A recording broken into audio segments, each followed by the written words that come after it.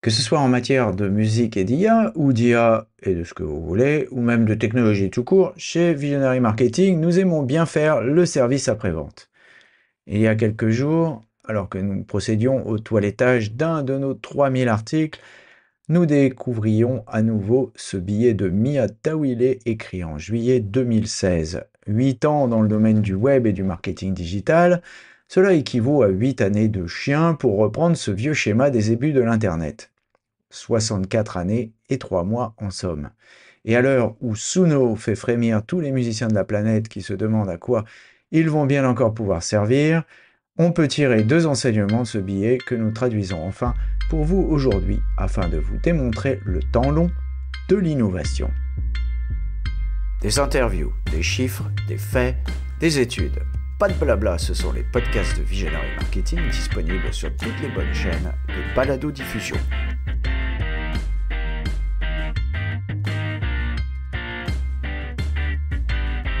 Bonjour et bienvenue dans les podcasts de Visionary Marketing. Le sujet du jour, musique et IA, retour vers le futur.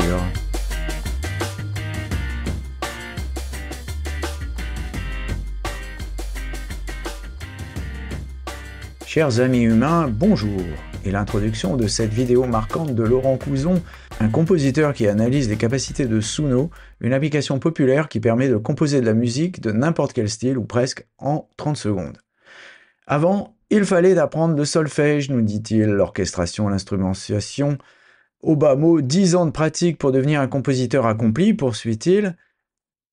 Et il oublie d'ajouter, à condition d'être doué. Ce logiciel, poursuit-il, en substance, crée 900 000 morceaux de musique par jour, alors qu'aucun compositeur connu, même les plus prolifiques, n'en a 1000 à son catalogue. Il est vrai que le résultat est bluffant. Nous nous y sommes rendus également, et alors que les rumeurs de la mort du cyberespace se font pressantes, nous avons décidé de lancer Suno sur ce thème avec une chanson intitulée The Dying Cyberspace. In a world of bytes and tangled wires, the cyberspace that once glowed with fire now fades away, its brilliance lost, as darkness falls at such a cost. Certes, les paroles sont un peu niaises, mais au vu du temps passé, moins d'une minute, le résultat est plus que satisfaisant.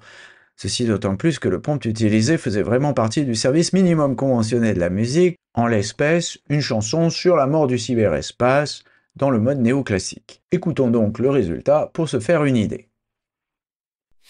In a world of bytes and tangled wires, the cyberspace that once glowed with fire fades away, its brilliance lost as darkness falls at such a cost. Once a realm of endless possibility, now echo silence and fragility. The internet's a dying art, fading now, tearing us apart.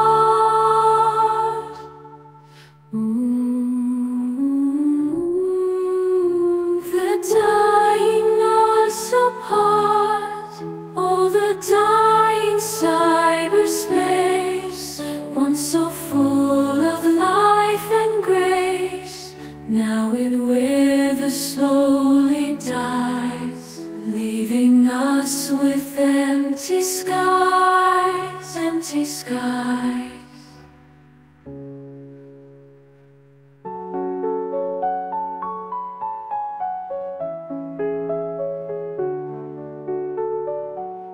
Les possibilités sont infinies avec cet outil. Vous pouvez même inventer des chansons en russe sur le mode post-punk. Et si vous vous amusez à traduire les paroles, vous verrez qu'elles sont assez créatives. Peut-être pas au niveau de Pushkin, mais certainement largement au-dessus de la moyenne de ce que l'on entend sur Spotify. Enfin, je suppose, car moi je suis abonné à Qobuz. Je cite, un récipient émaillé, une fenêtre, une table de nuit, un lit. Il est difficile et inconfortable de vivre, mais plus confortable de mourir.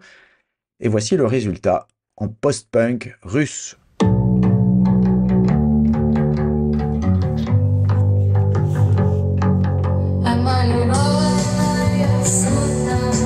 Окошко, тумбочка, кровать.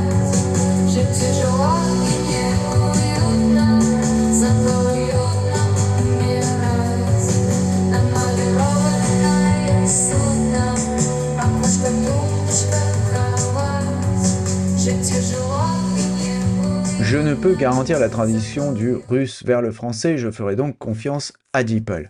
Certes, selon la croyance populaire, la musique est liée aux mathématiques, même si ce rapport n'est pas complètement avéré. En conséquence, il n'est pas totalement renversant qu'un ordinateur arrive à en faire. D'ailleurs, depuis Popcorn, 1969, les ordinateurs font de la musique. On remarquera que les danseurs sont légèrement désynchronisés. Sans doute sont-ils déroutés par la nouveauté technologique de cette fin de décennie.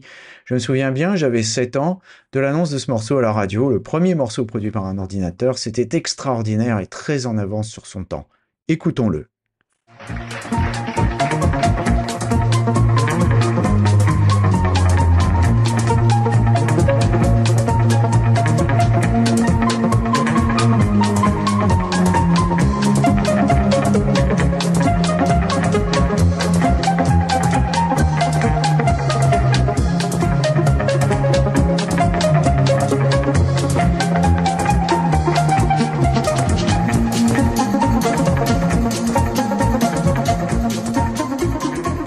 Mais l'IA en musique amène néanmoins tout un ensemble de questionnements. Premièrement, d'abord, la machine dispose de quasiment tous les styles. Vous pouvez lui demander d'en imiter un sans avoir à le maîtriser et surtout pas en travaillant 10 ans. Cela pose la question de la valeur de la création. Combien pourrions-nous payer Monsieur Couson pour réaliser une chanson comme celle-là? On pourrait même aller au-delà et faire composer à Suno ou ses clones une symphonie ou un opéra. Cela passera sans doute par quelques étapes, mais c'est quand même moins fatigant que d'inventer Einstein on the Beach ou Die Zauberflöte. Et la question associée, s'il n'y a plus de valeur à créer de la musique, combien de musiciens vont encore s'y essayer? Se pose également, c'est le troisième point, la question de la création elle-même. S'il est si facile de créer une musique, finalement pas si mauvaise que cela, ne risque-t-on pas un jour de tourner en rond? Également, peut-on innover dans le fond et la forme si la base est une collection de données de musique existantes? La nouveauté ne va-t-elle pas se tarir? D'aucuns diront que c'est déjà un peu le cas, je suppose. Cela ne fera que finir le travail. Quatrièmement, les données d'entraînement de ces programmes sont basées sur le travail de centaines de milliers de musiciens depuis des centaines d'années. C'est, comme pour Midjourney, un pillage culturel qui pose la question de la protection de la création intellectuelle, ou plutôt qui en marque la date de décès, à moins que des poursuites judiciaires aboutissent. Mais la justice est lente et les IA sont rapides. Cela fait également monter la barre pour les créateurs de demain qui voudront être différents et meilleurs que la machine. Il faudra vraiment être très imaginatif. Quand tout le monde devient créateur, cela veut-il dire que la création n'existe plus ou au contraire qu'elle s'est démocratisée? Et appuyer sur un bouton pour attendre le résultat issu d'une machine est-il un acte créatif? Prompter est-il suffisant? Demain serons-nous devenus des OS de la création artistique? Les questions sont nombreuses. Et le plaisir ludique indéniable qu'on peut avoir à manipuler ce type de programme ne doit pas les faire oublier. En outre, il s'agit d'un plaisir coupable. Si nous sommes dotés d'une conscience, il est difficile de ne pas sentir, comme avec les outils comme Midjourney, un sentiment d'imposture qui se dégage de leur utilisation. De Gershon Kingsley à Wally Badarou, qui composait sur Mac au début des années 90, à Klaus Schulze et son fabuleux Ludwig von Bayern, avec son orchestre de cordes entièrement synthétisé en 1978, ou Zoe Keating, qui pilote ses boucles de son avec une pédale raccordée à un MacBook Pro, les expérimentations des artistes avec l'informatique musicale ont été nombreuses. Mais la production de musique avec l'IA va un cran plus loin. Toutefois, là non plus, ces tentatives ne sont pas récentes. En fouillant sur ce site, nous avons retrouvé un vieil article de Mia Tawile, écrit en 2016 sur un projet de Google nommé Magenta, et dont il reste encore quelques traces éparses sur Internet. Là aussi, on trouvera des musiques assez intéressantes fournies par l'intelligence artificielle, fruit des premiers travaux de Google sur ce sujet. Des résultats prometteurs mais sans lendemain, comme tant de tentatives avortées de ce géant d'Internet qui semble bien focalisé sur son seul business model, au point qu'on se demande s'il n'est pas à son tour victime du dilemme de l'innovateur, comme le dit Philippe Silberzahn. Alors écoutons un exemple de musique de chambre produit par Magenta, c'est pas vraiment du Haydn, mais ça y ressemble un peu.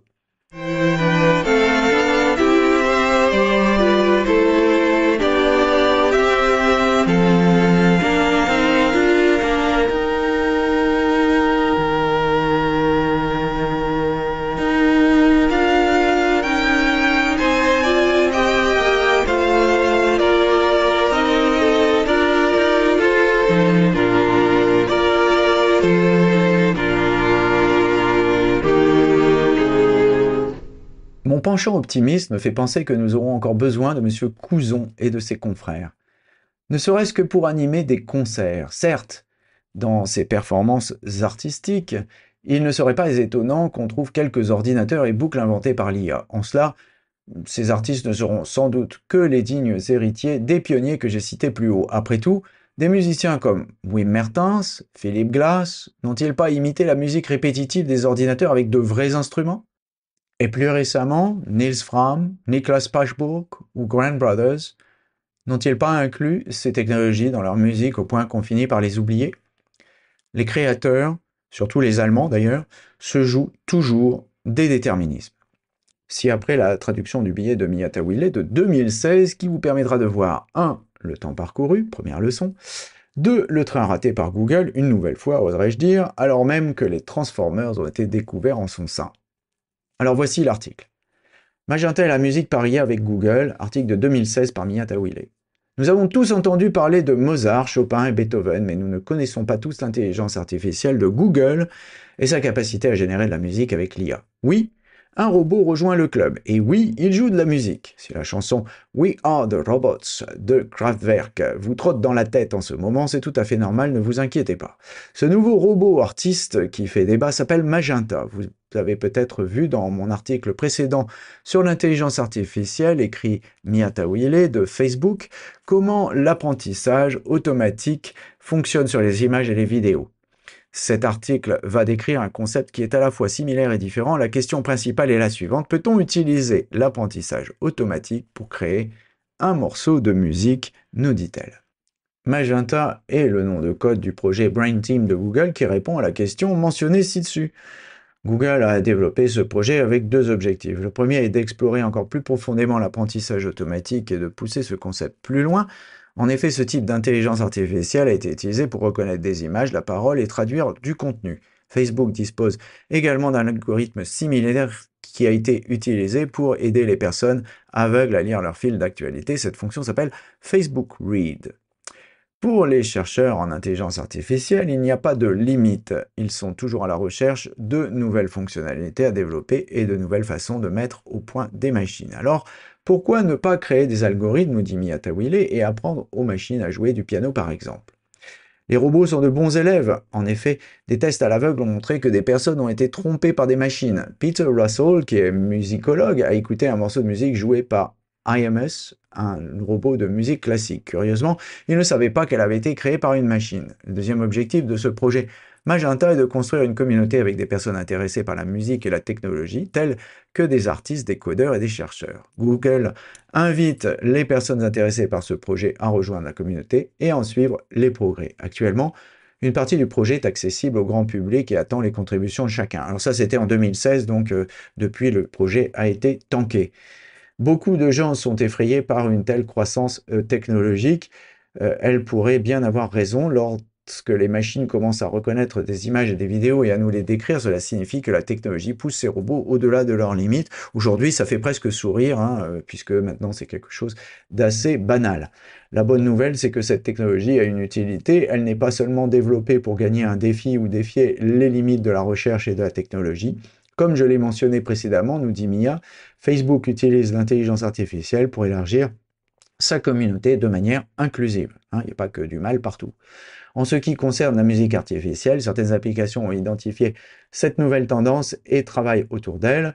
Une application mobile appelée AtLife joue de la musique en fonction de votre état d'esprit, de votre humeur. Vous vous demandez peut-être comment une machine peut savoir ce que l'on ressent en temps réel, nous dit-elle. La machine recueille des informations sur le comportement de la personne ou sur sa localisation et analyse son humeur. Certaines analyses de données utilisent les filtres Instagram, par exemple, pour identifier l'humeur de l'utilisateur. Les couleurs sombres reflètent la tristesse, tandis que les couleurs vives représentent le bonheur. Cette application mobile musicale aiderait les personnes en souffrance en les distrayant et en leur disant les bienfaits et vertus populaires de la musique.